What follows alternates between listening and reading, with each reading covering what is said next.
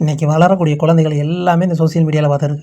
இதில் இந்த மெம்பர்ஷிப் வேகமாக வந்து ஜாயின் பண்ணுங்கள், அதெல்லாம் ஃபாஸ்ட்டாக வந்து ஜாயின் பண்ணுங்கள் அப்படின்னு சொல்லிட்டு சோசியல் மீடியாவில் உடம்பை கட்டி குலைக்கக்கூடிய பொம்பளைங்க கேவலமாக நடந்துக்கிறாங்க.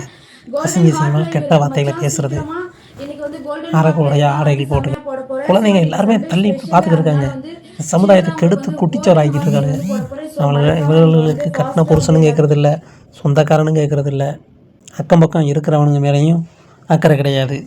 4 பேர் வெளியில் போனால் காரி துப்புவானே அப்படிங்கிற துப்புறானா துப்பலையா அப்படிங்கிறதே எனக்குலாம் தெரியல. நான்லாம் சோசியல் மீடியாவில் வீடியோ போகிறேன், வெளியில் போனோம். ஆனால் நீங்கள் தானே இந்த வீடியோ போகிறது, அதை நீங்கள் எதை பேசுனீங்க அப்படின்னு வந்து சொல்கிறாங்க. நம்ம ஏதாவது ஒரு விஷயம் தப்பாக பேசிங்கன்னா நீங்கள் அதை பேசாதீங்கன்னா அது தவறு அப்படின்னு சொல்கிறாங்க. சரி ஓகே பிரதர், இருந்துன்னா நான் தப்பாக சரி பண்ணிக்கிறேன் அப்படின்னு சொல்கிறான். அப்போ சோசியல் மீடியாவில் நான் பெரிய செலிபிரிட்டி கிடையாது, ஒரு மண்ணும் கிடையாது. ஆனாலும் ஒரு வீடியோ போடுறோம், கொஞ்சம் பேர் நம்மளையும் பார்க்குறாங்க. இருந்தாலும் வெளியில் போகையில் நம்மளை பார்த்துட்டு கேட்குறாங்க, சொல்கிறாங்க. சரி ஓகே அப்படின்னு அக்செப்ட் பண்ணுறோம். இந்த அறகுறையாக ஆடக்கூடிய அவசாரி முண்டையில் ஃபுல்லாகவே உலகம் முழுக்க எல்லாருக்குமே தெரியும்.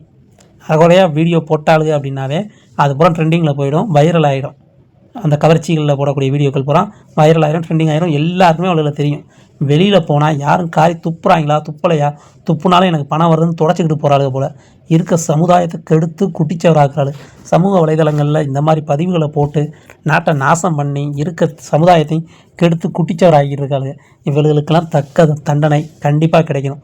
இதற்கு தமிழ்நாடு அரசாங்கம் பார்த்து இந்த மாதிரி வலைதள பக்கங்களை வச்சுக்கிட்டு சம்பாதிச்சுக்கிட்டு ஏமாத்திட்டு பொம்பளைங்களை மேலே ஆக்ஷன் எடுக்கணும்.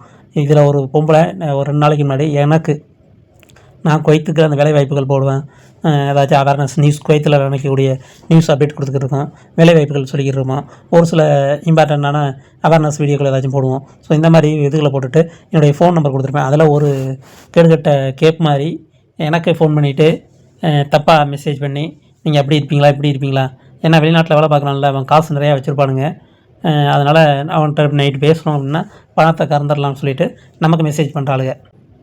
எனக்கு எதுக்கு ஏன் மெசேஜ் பண்ணுறேன், ஏதாச்சும் உனக்கு வேலை வேணும்னா சொல்லி நான் வாங்கி கொடுப்பேன், இல்லையா முட்டிட்டு போய் வேலையை பாரு அப்படின்னா, இல்லை நீங்கள் அப்படின்னு சொல்லி மூஞ்சில் அடித்த மாதிரி பேசிவிட்டு சரி ஓகே பாய் அப்படின்ட்டு நான் உங்கள் நம்பரை பிளாக் பண்ணிட்டு போகிறேன் அப்படின்னு சொல்லிட்டு போனான். சரி ஓகே அப்படின்னு சொல்லி அதுக்கு ரிப்ளை கொடுத்தாச்சு. மறுபடியும் போய்ட்டு 5 நிமிஷம் கழிச்சு மறுபடியும் ஃபோன் அடிக்கிறான். ஏன்னா இவன்ட்ட வந்து எப்படியாச்சும் காசை கறக்கணும். ஏன்னா வெளிநாட்டில் இருக்கான்ல, நிறையா பெட்டியாக கத்தையாக சம்பாதிச்சு வச்சுருப்பான். அதனால் நம்ம கவர்ச்சியாக 4 ஃபோட்டோவை போட்டு விட்டு ஒரு சில ஃபோட்டோக்கெல்லாம் இப்படி போட்டு விட்டோம் அப்படின்னா அதை பார்த்துட்டு அப்படியே இதான் போட்டு விட்ருவாங்க, காசை போட்டுருவான், பணம் கொடுத்துருவான், நம்ம கேட்குறத கொடுத்துருவான்னு சொல்லிட்டு ஃபோன் அடிக்கிறாளுங்க.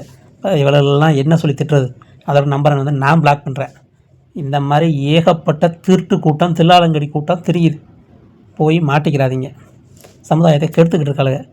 இவர்கள் மேலே இருக்கக்கூடியவங்க கண்டிப்பாக வந்து சமூக வலைதளத்தில் இந்த மாதிரி நாய்ங்க மேலே ஆக்ஷன் எடுத்தால் நல்லாயிருக்கும். ஏன்னா இளைய சமுதாயம் பார்த்து கெட்டு போயிட்டுருக்கு. நன்றி.